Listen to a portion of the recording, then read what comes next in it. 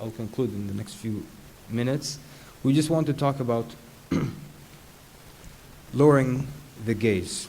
Allah subhanahu wa ta'ala says in the Quran, قُلْ لِلْمُؤْمِنِينَ يَغُضُّوا مِنْ أَبْصَارِهِمْ وَيَحْفَظُوا فُرُوجَهُمْ ذَلِكَ أَزْكَى لَهُمْ إِنَّ اللَّهَ خَبِيرٌ بِمَا يَصْنَعُونَ. Allah Azza wa Jal says concerning lowering the gaze, and look at the connection here. Say to the believing men, they should lower their gaze and guide their private parts. That will make for greater purity for them.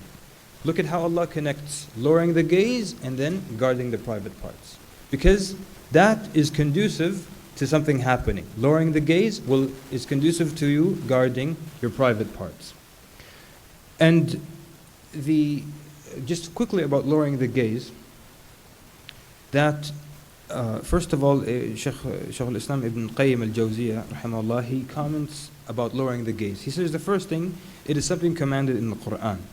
The second is that it frees your heart from regret. So when you keep looking at things that you can't have, and if a man keeps looking at beautiful women, they keep having this regret that they cannot have a wife. Even the people who are married, who keep looking, they start to feel regret. And they start to see what they have as lesser than what they see in the magazine. Lowering the gaze gives the heart strength. And it leads to a happiness that's greater than the happiness of looking. So when people look at something that's haram, they feel this kind of some pleasure. But when you don't look, you get greater pleasure because you obeyed Allah Azza wa Jal in that. And it also closes a door. Lowering the gaze closes a door to the hellfire, because you know the hellfire is surrounded with desires.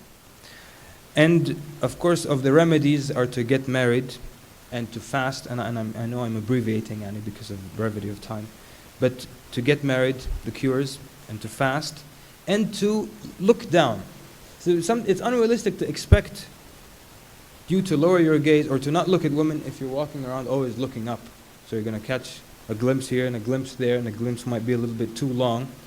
So you look down. Abdullah ibn Mas'ud had a neighbor for many years who used to always lower his gaze while he's walking. He doesn't want his eye to catch something that's haram. So he used to walk while he's looking down. So brothers, try that. While you walk, keep looking down. And Ibn Mas'ud had a servant girl. When he used to come and knock at the house, knock on the door, she would open. He's always looking down so as not to glance something into the house of his brother. And the servant girl, for so many years, for 9 years he was a neighbor, she thought he was blind because he never looked up. And she would come to Abdullah ibn Mas'ud and say, "Your blind friend is here." And he would laugh because the man is not blind, but out of this modesty he's always looking down.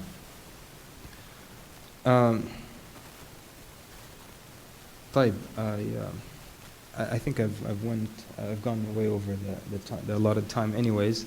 So that I ask Allah subhanahu wa ta'ala to make us of those who lower their gaze and who are repentant and feel the weight of their bad deeds. And we ask Him to forgive our sins and to reward us with paradise. أقول قولي هذا واستغفر الله العظيم لي ولكم من جميع الذنوب.